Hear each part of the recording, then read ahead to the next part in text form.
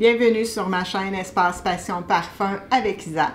Il y a du jour, j'ai eu la chance de rencontrer Thibaut Crivelli de la maison de parfum Crivelli chez Étiquette à Montréal. Ce fut une très belle rencontre lors du lancement de Tubéreuse Astrale. Et je vous livre quelques extraits dans cette vidéo des parties d'entrevue ou de la présentation qu'il a faite. Tout d'abord, je vous laisse regarder la présentation de sa maison de parfum. Mon vidéo sera plus long qu'à l'habitude, mais c'est super intéressant, alors je vous invite à regarder au complet. On se revoit tantôt. Alors la marque, je l'ai lancée fin 2018, mais pour moi c'était un projet de vie. Quand j'étais enfant, adolescent, je disais déjà qu'un jour je créerais une marque de parfum. On a toujours, quand on est adolescent, cette question un peu embêtante dans la famille, qu'est-ce que tu veux faire plus tard? Et à cette époque-là, je disais que je créerais un jour une marque de cosmétiques. Il y a pas mal de raisons à cela. La première, c'est que je suis né à Paris, j'ai grandi à La Roche-Posay, qui est une station thermale. Mon père est pharmacien et il avait créé une gamme de cosmétiques dans sa pharmacie. Donc j'ai grandi en le voyant développer son projet. Il a commencé avec quelques crèmes, et puis après, petit à petit, il a développé sa marque, qui était uniquement vendue localement, mais c'était fait avec beaucoup d'artisanat. En tout cas, j'ai grandi en le développant, en le voyant développer son projet. J'ai aussi passé beaucoup de temps dans la nature, puisque c'est un village entouré par, presque à la canadienne quelque part. En tout cas, on conduit 5 minutes et on est dans la forêt. Enfin, donc j'ai toujours grandi vraiment à proximité d'une nature plutôt brute. Et après, ce qui a été assez particulier dans mon éducation, c'est que, alors mon nom de famille Crivelli, c'est d'origine italienne, mais les Crivelli sont arrivés de Lombardie en France il y a un peu plus de 700 ans. Donc c'est une famille avec énormément d'héritage. Je n'en parle pas trop dans la marque parce que ce serait trop patrimonial, mais j'ai la chance de connaître tout l'héritage familial sur plusieurs siècles. Par contre, les personnes qui m'ont influencé le plus sont les personnes de mon entourage proche, et ça, je pense que c'est la même chose pour nous tous. Mes parents, les frères et sœurs, les cousins, mes grands-parents, mes arrière-grands-parents. Et ce qui est très riche dans ma famille, c'est que ces personnes-là ont vécu un peu partout dans le monde, avec une identité française, mais avec toujours beaucoup de curiosité, avec l'esprit d'aventure, en fait avec un esprit de pionnier. Du côté de mon père, mes arrière-grands-parents sont partis vivre en Australie au milieu du 19e siècle. Imaginez à l'époque, c'était plus d'1 mois et demi de bateau, il n'y avait pas du tout les mêmes communications, c'était un vrai danger, c'était un risque d'aller vivre là-bas. Du côté de ma mère, ils sont partis à la fin du 19e au Vietnam et au Liban. Mes grands-parents se sont rencontrés, sont partis vivre au Maroc, où ma mère a grandi. Donc en fait, quand j'étais enfant, alors je n'avais pas le rêve américain, désolé, parce que toutes mes discussions de famille m'amenaient vers le Moyen-Orient, vers l'Asie, vers le Pacifique, vers l'Australie. Donc imaginez mon vie avec cet univers cosmétique, la nature et une culture familiale avec beaucoup de curiosité, l'esprit d'aventure, l'esprit pionnier. Rajoutez à cela que je fais beaucoup de synesthésie, donc constamment j'ai mes sens en éveil, ça c'est ma personnalité, c'est ma nature. J'ai appris beaucoup de langues étrangères, je fais attention à la musique, au son, aux textures, et j'ai découvert petit à petit le parfum comme ça. Quand j'étais adolescent, je me suis dit que je créerais un jour une marque de cosmétiques ou de parfum. J'ai fait des études de business, après je suis parti faire un échange en Asie. J'ai fait tout le transsibérien pour rentrer en France pendant 2 mois. Et je suis reparti en Asie et j'y suis resté 10 ans.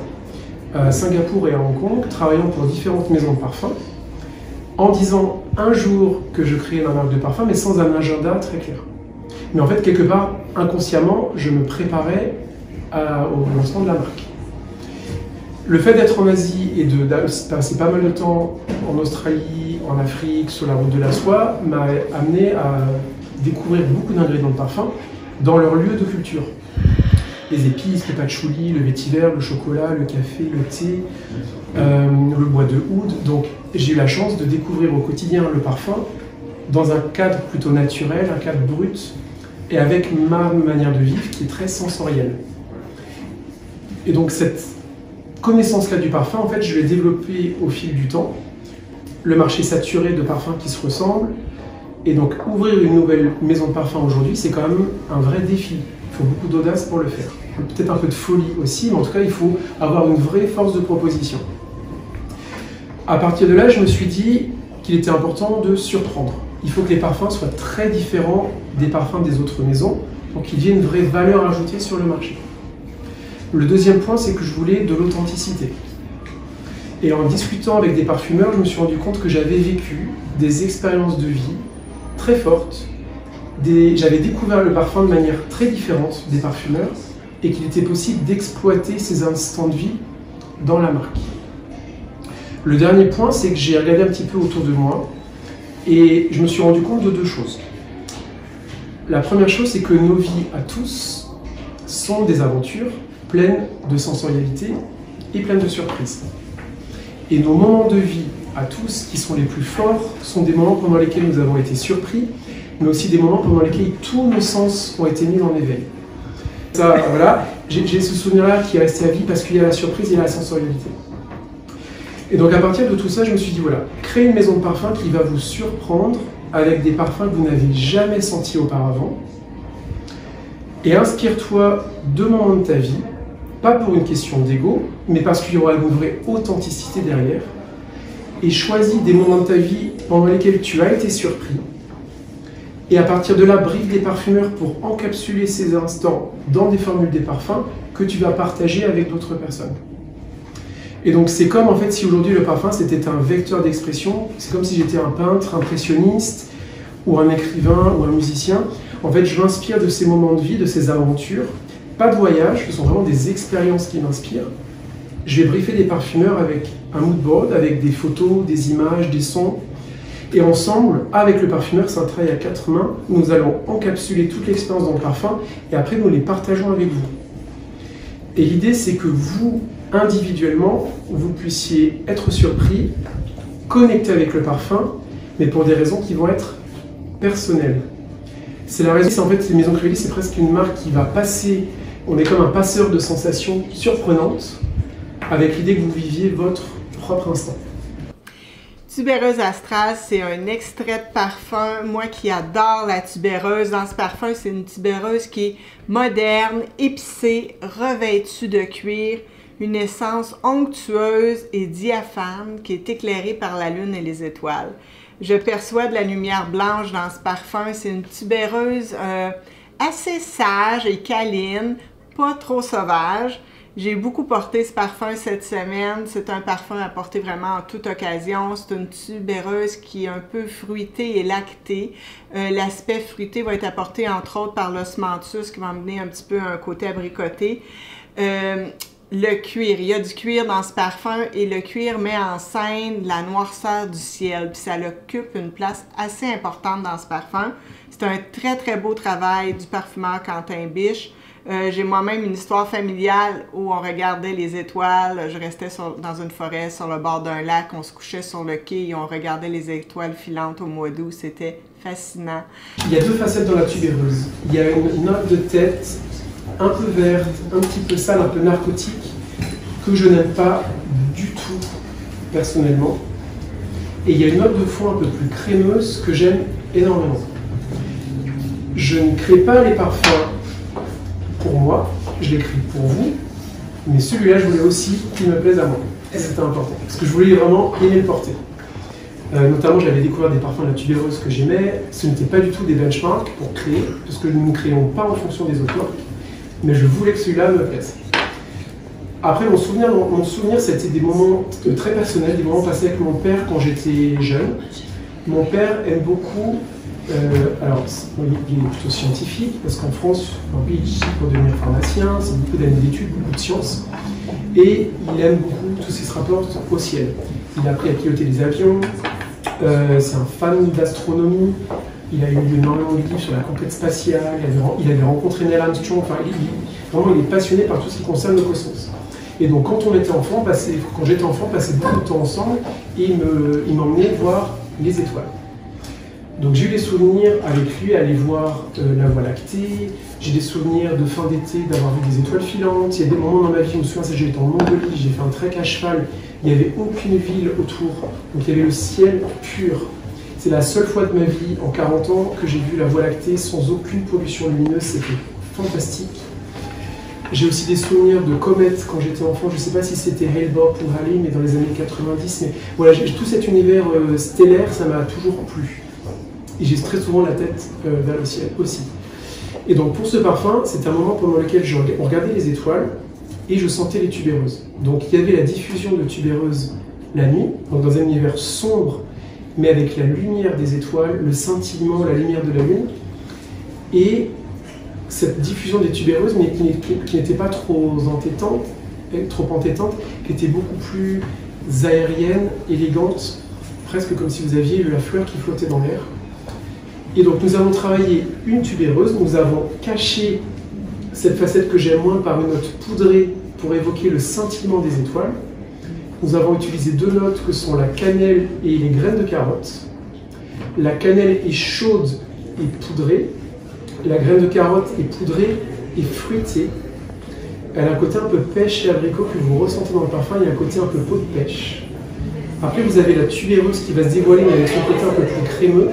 Nous avons renforcé cette facette lactée pour évoquer la voie lactée. Amené un petit peu d'osmanthus qui a un côté abricot et une facette cuirée, qui va introduire un accord que je voulais absolument dans le parfum, c'est un accord de daim, pour avoir un cuir souple et plutôt propre, que nous avons renforcé par des muscs. Donc en fait c'est un petit peu comme une constellation, vous avez les étoiles et voilà, le parfum est vraiment construit comme ça. Et en fait, il y a des commentaires dithyrambiques sur le parfum, je suis hyper content. J'étais à Dubaï il y a 2 ou 3 semaines et j'ai eu des retours très très positifs de clients là-bas qui m'ont dit qu'avec Hibiscus Mahajad ou Maracuja et d'autres créations, nous avions mis la barre très haut en termes d'originalité, de puissance, mais surtout de qualité. Et en fait, les retours que nous avons, c'est que Tubéreuse Astrale dépasse leurs attentes. Parce que forcément, si je vous dis que je vais vous surprendre avec le futur lancement, vous allez vouloir être surpris. Évidemment, je ne vais pas vouloir vous décevoir, mais aussi que le parfum soit parfaitement associé pour vraiment qu'il soit équilibré. On y va avec Rose Satifolia. On est dans les autres parfums maintenant. C'est la parfumeuse, c'est Stéphanie Bacouche.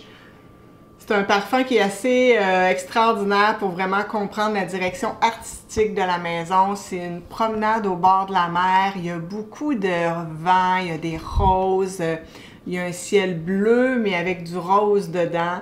C'est un univers marin qui va plutôt être masculin, mélangé avec un univers de rose plus féminin.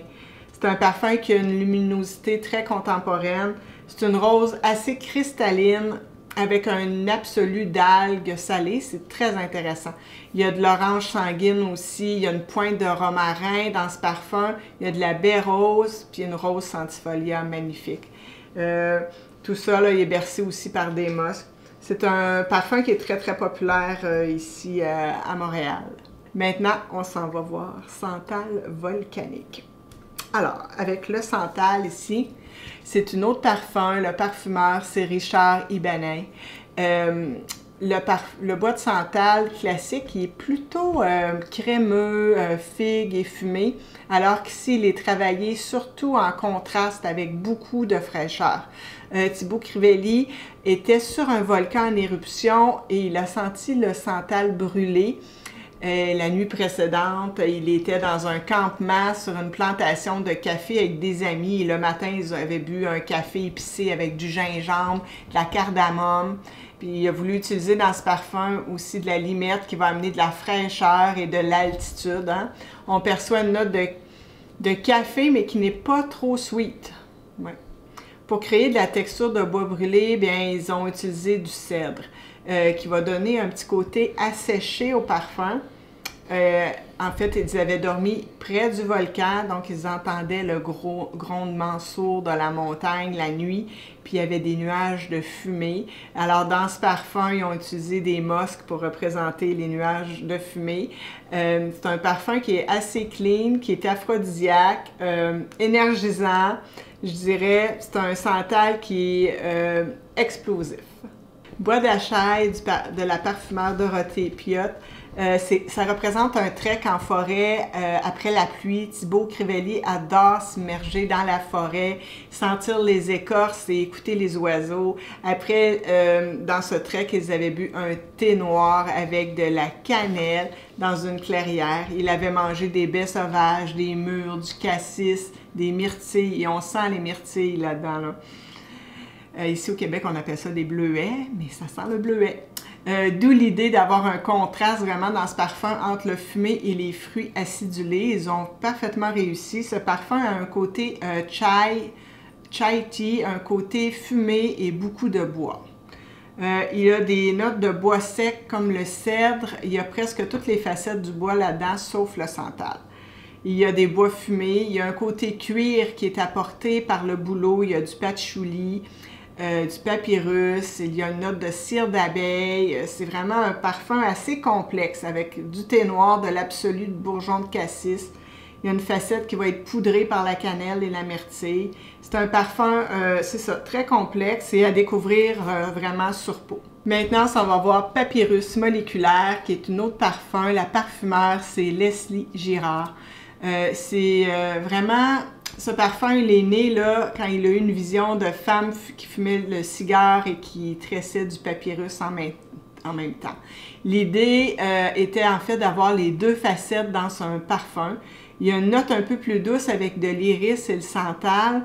Il y a une note un peu plus de caractère qui va avec les épices, le cuir.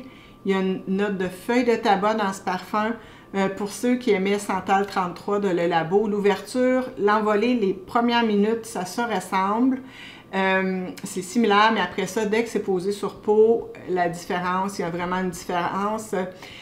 C'est un parfum qui va être boisé avec un petit peu de coriandre au départ. Il y a du poivre qui va rester présent. Il y a de l'absolu de fève tonka qui prend de plus en plus de place. Il devient lacté. Il y a des facettes de dindou sur moi. Il y a des effluves de tabac. Un parfum qui va être très réconfortant. Sur ma peau, la note d'iris va sortir beaucoup. Le papyrus est un bois légendaire. Son parfum dévoile vraiment un éventail de notes boisées et herbacées. En fait, c'est le cypriol, le papyrus. Et je l'aime beaucoup, ce parfum. Maintenant, c'est mon préféré de la marque. C'est Iris Malikan du parfumeur Marc Zina. C'est une autre parfum autour d'une note iris, plutôt boisée et poudrée. Il est travaillé de manière un peu classique avec des notes plus féminines. Son souvenir de Thibaut Crivelli de l'iris, c'est d'avoir trouvé des iris en bordure de désert dans une oasis. Alors, c'était un souvenir très précis. Dans l'oasis, il y avait un petit côté sec et vert. Et ensuite, Thibaut Crivelli a pensé au soleil qui réchauffe la peau. Donc, il y a des notes qui vont être vertes en tête. Il y a de l'encens, du galbanum. Puis, il y a une note poudrée plus chaude en cœur avec de l'iris. Et en fond, là, il va y avoir des belles notes de vanille, de cuir et de mosse qui vont vraiment réchauffer le parfum. Ça amène comme une caresse solaire sur la peau. Le nom Malikan vient de deux mots, Malik qui veut dire roi en arabe et Khan qui veut dire un empereur en Asie centrale. Ce nom évoque vraiment une certaine noblesse, un certain pouvoir. Donc ce parfum, il est vraiment magnifique. L'évolution sur la peau, elle est fantastique. Il devient, là, il se transforme. Il y a tellement de facettes. Je l'adore. Il y a vraiment de nombreuses facettes qui se modulent sur la peau au fil du temps ou des heures. Il y a du mimosa, du lanistick, de l'ambre. Son évolution est vraiment surprenante, exquise et moderne. C'est un parfum que j'ai porté plusieurs jours avec grand plaisir et j'ai reçu plein de compliments. C'est un iris avec du caractère et de la profondeur. Le cuir et la vanille deviennent enivrants et envoûtants au fil des heures. Je vous le dis, c'est à tester sur peau obligatoirement. Alors, je vous présente Liz Solaberg. La parfumeur, c'est Nathalie Festoyer. C'est vraiment, ce parfum, il vient d'un moment précis de la vie de Thibaut Crivelli lors des promenades durant des heures dans les fjords des pays nordiques la nuit. Alors, c'était des nuits blanches, il y avait de l'eau qui ruisselle, des murs de granit, des parois vertigineuses, il y avait des herbes hautes, il y avait des vents, il y avait une maison avec de la tourbe et l'odeur de l'humidité et un sentiment de liberté, de cette nature sauvage et accueillante à la fois qu'il veut se rappeler dans ce parfum. Il avait trouvé des fleurs de lys vraiment en bordure de la maison et c'était étonnant cet endroit. Donc ce parfum, il a une facette en tête qui est un peu perlée iridescence qui va évoquer la luminosité des rayons du soleil sur la mer la nuit. Le reflet du soleil sur l'eau, la fleur de lys, elle a un petit côté fruité de coin. Au départ, à l'ouverture, il y a un peu de confiture de coin. C'est très, très joli au départ. Un peu de cognac, on retrouve des notes qui vont être minérales. Il va y avoir de la mousse qui va évoquer la nature sauvage et en fond, il va y avoir du chêne. En fait, le chêne qui a servi à produire le cognac qui lui donne une légère dimension qui va être liquoreuse au parfum. C'est un parfum avec une belle... C'est un parfum, je vais dire, lumineux, vaporeux, avec des notes musquées et boisées. Il y a quand même de la profondeur. Ça représente le soleil et Berg, ça représente la montagne. Maintenant, on rentre dans la catégorie des extraits. Thibaut Crivelli ne voulait pas de flanker de ses parfums. Alors, pour lui, chaque parfum est unique et a créé 2 collections, les autres parfums et les extraits de parfums, et les 2 demeureront séparés. En général, les extraits sont plus concentrés, on utilise plus de notes de cœur et de fond. Cela ne veut pas dire pour autant qu'un extrait a une grande diffusion en parfumerie en général. Il y a certains extraits qui vont être plutôt intimistes, mais ils vont avoir une excellente tenue. Mais pour la maison, Thibaut Crivelli a voulu travailler avec des parfumeurs qui avaient une très bonne connaissance du sillage et de la longévité au niveau des extraits. Et ma foi, c'est chose réussie. C'est pour la team sillage tenue ici, vous êtes gâtés, donc on rentre dans les extraits. Je vous laisse tout d'abord, lui, vous présenter Hibiscus Maharajah, un des grands parfums les plus populaires de la maison. C'était important aussi pour moi, pour le premier extrait de parfum lancé, qu'il y ait une vraie... Déjà que chacun sente qu'il y a une nouvelle collection. C'est pas juste un upgrade, il y a vraiment une démarcation en termes de puissance, de sillage. Et donc le souvenir de ce parfum, c'était un moment pendant lequel j'avais bu un thé à l'hibiscus dans un marché de pierres précieuses. Donc c'était une fin de journée, une fin d'après-midi, c'était un marché avec beaucoup d'étals en bois. Il y avait aussi des vitres très hautes avec du soleil qui rayonnait à travers les vitres. Il y avait des pierres précieuses, dont des rubis, avec une couleur rouge. Donc imaginez les pierres précieuses rouges avec le soleil qui resplendit dans les pierres. Et je buvais ce thé à l'hibiscus qui avait un peu de douceur. Et donc nous avons amené ces facettes dans le parfum. Nous sommes partis de la rose, parce que l'hibiscus n'a pas d'odeur, donc nous avons utilisé une rose de Turquie. Nous avons amené une facette un peu fruitée de cassis, et nous avons amené de la menthe. La menthe va apporter l'éclat, le reflet qui évoquait la luminosité du soleil. Nous avons aussi amené un tout petit peu de cannelle qui va apporter de la chaleur, du confort et une note un peu poudrée. Et après, en fond, nous avons ce que j'appelle le winning trio. Il y a la vanille, le cuir et les muscs qui vont apporter un fond complètement mixte, très enveloppant pour les muscs, assez doux et addictif pour la vanille, et mixte avec la note de cuir. Et le mot hibiscus Maharajah vient du sanskrit pour Maha. Maharaja, c'est le roi. Maha, ça veut dire noble ou grand. Donc il y a l'idée d'une certaine noblesse.